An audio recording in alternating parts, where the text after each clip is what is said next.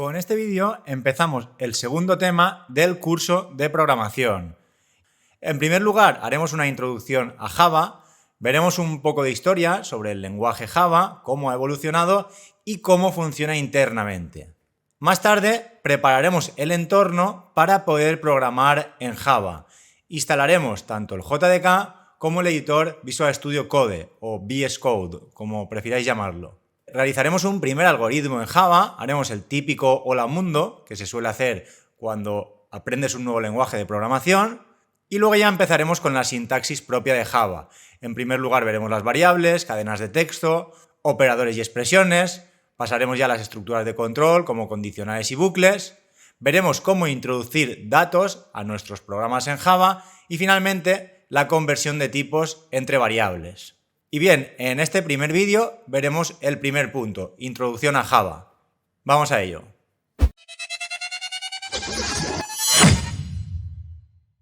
Bien, en primer lugar vamos a hablar del origen de Java, cómo surgió este lenguaje. Allá por el año 1985, la empresa Sun Microsystems estaba intentando desarrollar un nuevo lenguaje, una nueva tecnología que le permitiera programar todo tipo de dispositivos inteligentes de aquella época, como podían ser televisores, radios, teléfonos, todo tipo de electrodomésticos, etc. En principio, querían utilizar el lenguaje C++, pero había ciertos aspectos que no terminaban de gustar de C++ y por eso al final decidieron rechazarlo. Algunos de los motivos fueron los siguientes. Para sistemas con recursos limitados, que tenían un procesador poco potente y poca memoria, C++ necesitaba demasiada memoria para albergar esos programas. Entonces querían un lenguaje que permitiera desarrollar esos pequeños programas ocupando la menor cantidad de memoria posible. Además, en aquella época, C++ resultaba tremendamente complejo, ya que no había tanta documentación como hay ahora y se debía administrar de forma manual toda la gestión de la memoria. Entonces esta tarea era compleja y además propensa a errores. Y aquí se incluía toda la aritmética de punteros. En C++ toda la responsabilidad de la gestión de la memoria está sobre el desarrollador. Para algunos programadores esto es algo muy bueno de C++, pero en cambio hace que el lenguaje sea más complejo. Si por ejemplo en C++ tenemos un objeto, operamos con él y luego lo eliminamos, al eliminar el objeto el puntero sigue apuntando a la misma dirección de memoria, pero ya no tiene el objeto, se pierde la referencia. Entonces, toda esta gestión hacía más complejo a C++.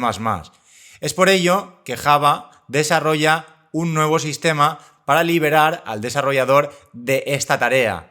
El encargado de hacer esto es el Garbage Collector, el recolector de basura.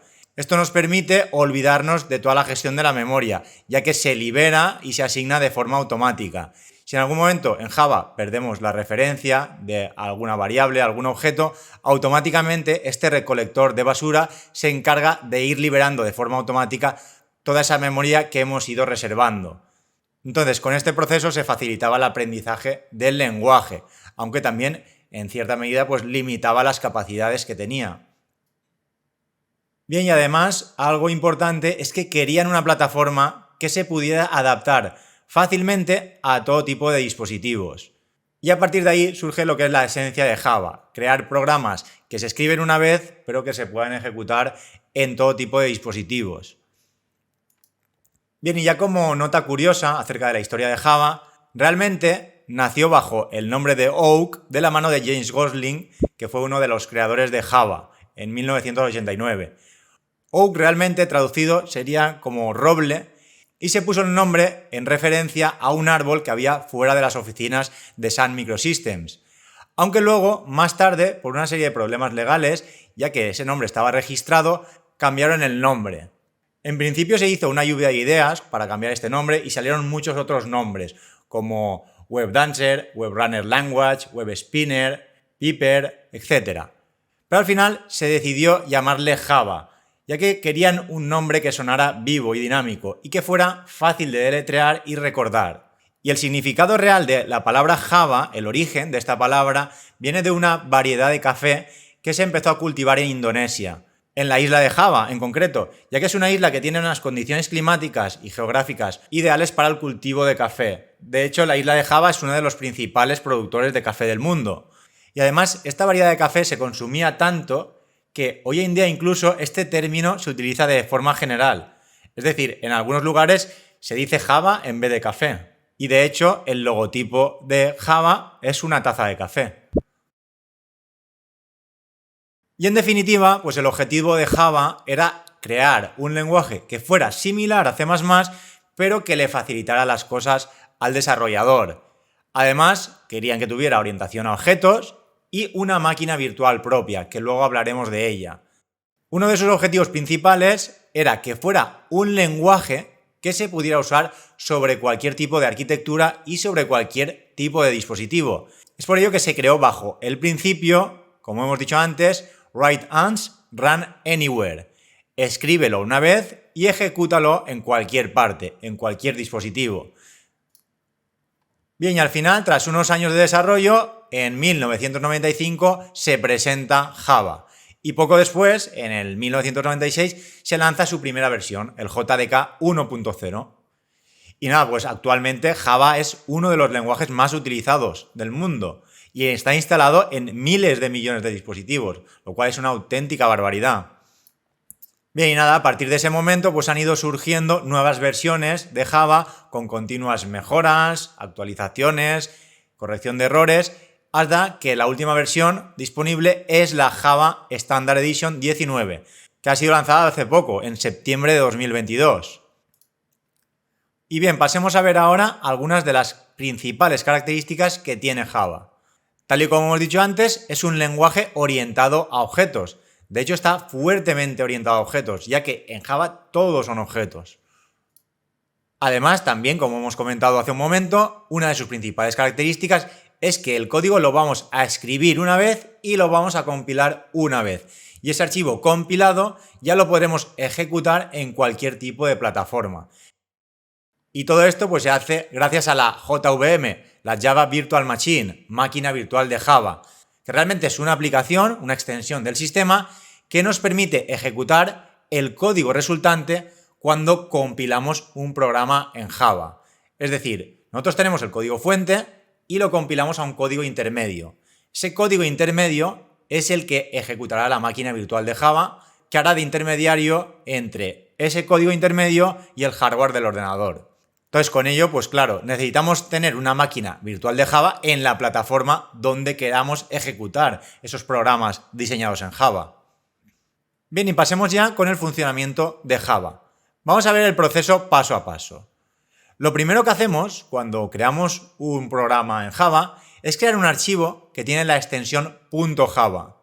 Este archivo estará escrito con el lenguaje Java y a esto se le denomina código fuente de nuestro algoritmo.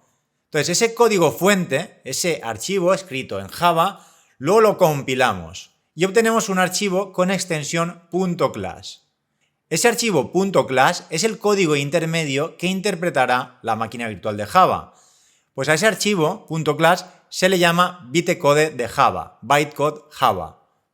Entonces, a continuación, ese bytecode de Java, ese código intermedio, es interpretado por la máquina virtual de Java en tiempo real. Esto lo hace a través de un compilador JIT. JIT es Just in Time. Es un compilador en tiempo de ejecución y obtiene el código máquina específico de cada dispositivo.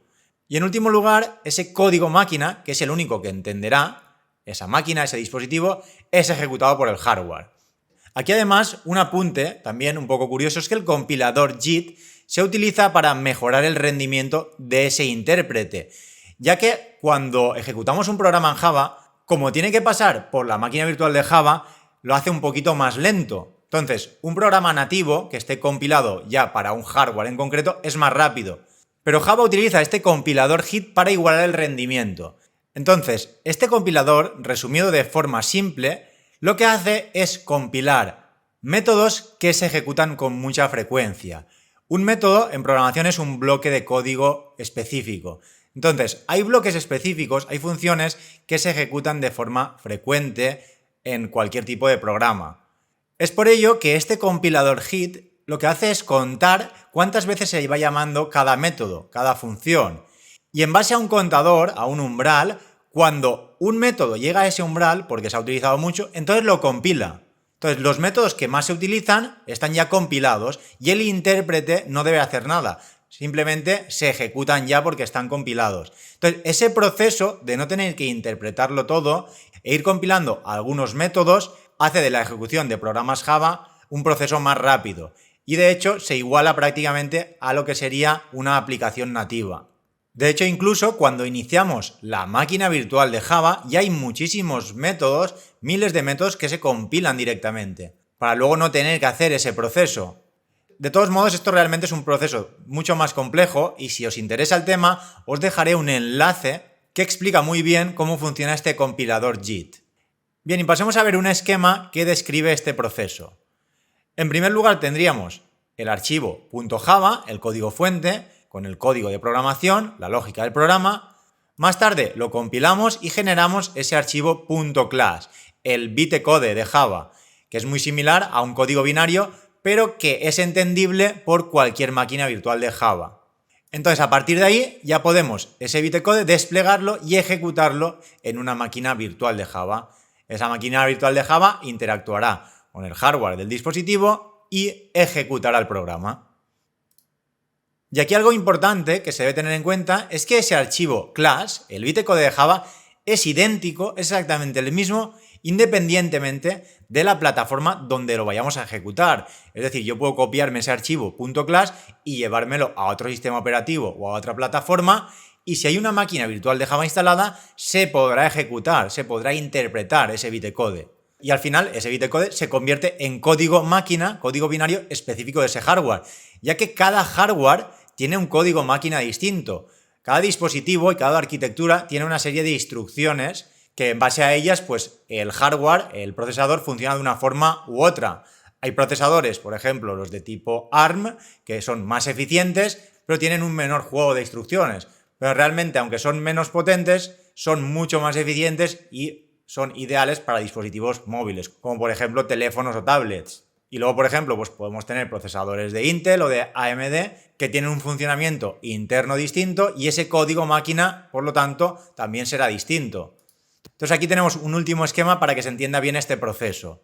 Tenemos la misma clase Java de antes, luego ese bytecode, que es el .class, ese código de bytes intermedio que genera el compilador de Java, y luego esa máquina virtual de Java, dependiendo del hardware, si por ejemplo es un dispositivo de Apple que tiene sus propios procesadores, pues generará un código máquina. Si es un dispositivo Intel, generará pues su código máquina específico. Y si por ejemplo fuera una AMD, generaría otro código máquina distinto. E incluso dentro de Intel o AMD, dependiendo del tipo de procesador, también se genera un código máquina distinto.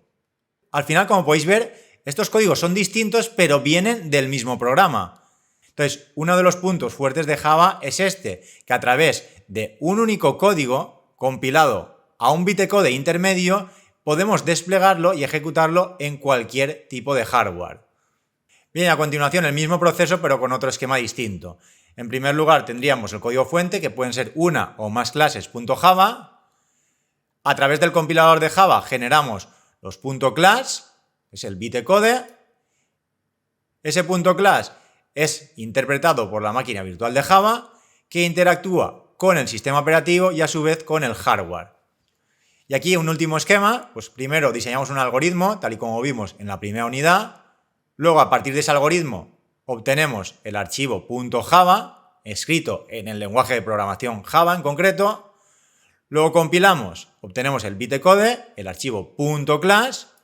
Y finalmente, a través de la máquina virtual Java, es interpretado ese .class, se genera el código máquina y se ejecuta.